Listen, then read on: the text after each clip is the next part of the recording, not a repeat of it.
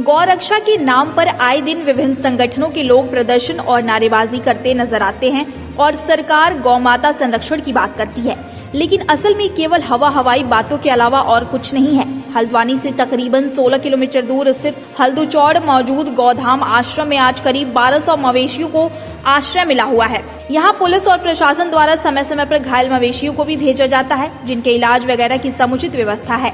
मगर सरकार की ओर से इस गौधाम को जो सुविधाएं मिलनी चाहिए, उससे यह गौदान अभी कोसों दूर है।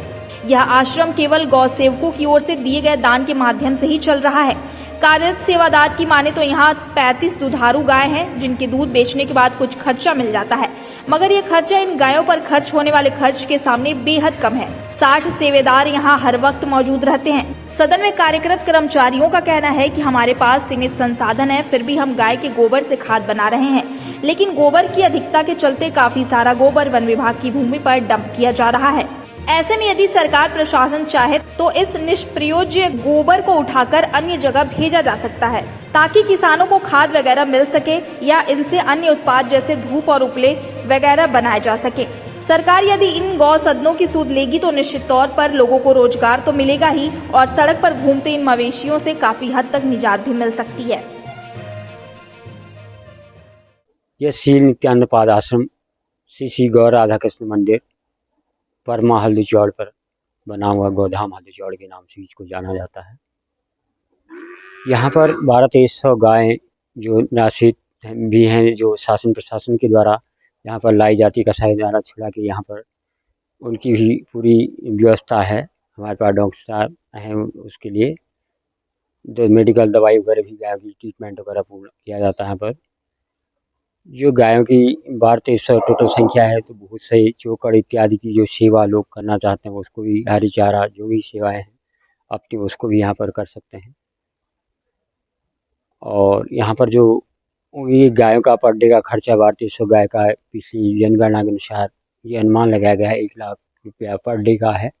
जो सेवादार की सेवाएं जाती लगभग 3 लाख 4, 3, 6, पौने 4 तक के बीच में लाख इनकी सैलरी का भी सेवा है।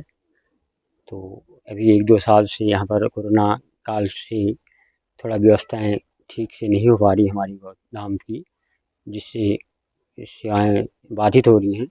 तो विधायक जी ने तो शायद माननीय विधायक जी दुमका जी, हमारे नवीन दुमका जी, इन्होंने इस गौशाला को यहाँ से एम्बुलेंस से दे रखी है। अच्छा, और एक हमारे ऊपर गौशाला में शायद पहले इससे मैंने डीएम दीपक रावत जी थे हमारे, तो उन्होंने टीन शेड के लिए कुछ धनराशि उपलब्ध कराई थी। उसके बाद आगे तो थोड़ा बहुत जो भी अनुदान होता होगा, थोड़ा बहुत सेवा आती है शायद गवर्नमेंट से। इसमें ना ध्यान उतना नहीं दिया जा रहा है गवर्नमेंट की ओर से इसको। यहाँ हम दान के लिए आए थे, गायों की सेवा के लिए, दान के लिए। हमने अभी दान दे के आए नीचे 5000 रुपये, और लगभग दिल्ली से, बाहर की तरफ से, यहाँ की तरफ से भी कई लोग दान करते हैं, बाहर की तरफ से ज़्यादा दान करते हैं यहाँ। और बाकी गाय की सेवा तो अच्छी होती है यहाँ। इसके अलावा अभी ऐसा वाला पहल तो नहीं हुई होती ज़्यादा, जैसे गाँव ये रोड में पड़ी रहती है ना गायें, तो वो गायें आवारा, कई तो गायों के एक्सीडेंट हो जाते हैं, कुछ होते हैं। लेकिन हम वो गुरुजी से बात करना चाह रहे थे कि गुरुजी जो बाजार में पड़ी हैं या रोड पे जो गाय घूमते रहते हैं, बैल घूमते रहते हैं, उनको भी आप यहाँ शरण दे दीजिए करके। वैसे यहाँ कह रहे हैं कि 1200 गाय हैं टोटल, लेकिन उसमें से 35 ही गाय दूध देती हैं। तो मैं अभी इन्होंने क्या कर रखा है, 35 जो गाय दूध देती हैं, दूध देने वाली गायों को तो सही है, उनसे तो इनकी कमाई हो ही रही है, मतलब गायों का खर्चा चल रहा है, वो कम पड़ जा रहा है। तो ये, और जैसे दान आता है बाहर से, तो उस दान से ये अपना खर्चा पूरा करते हैं गायों का। और जो गाय दूध नहीं देती उनको भी ये लोग पालते हैं। मतलब बहुत बड़ा गौ सेवा है, बहुत अच्छा काम है गौ सेवा का। और बाकी जो रख रखे कर्मचारी रख रखे हैं, उनकी भी सैलरी देनी पड़ती है। तो जैसे 35 गाय दूध देती हैं, उसमें तो पूरा हो नहीं पाता है। तो क्या होता है कि इधर उधर से दान आता है।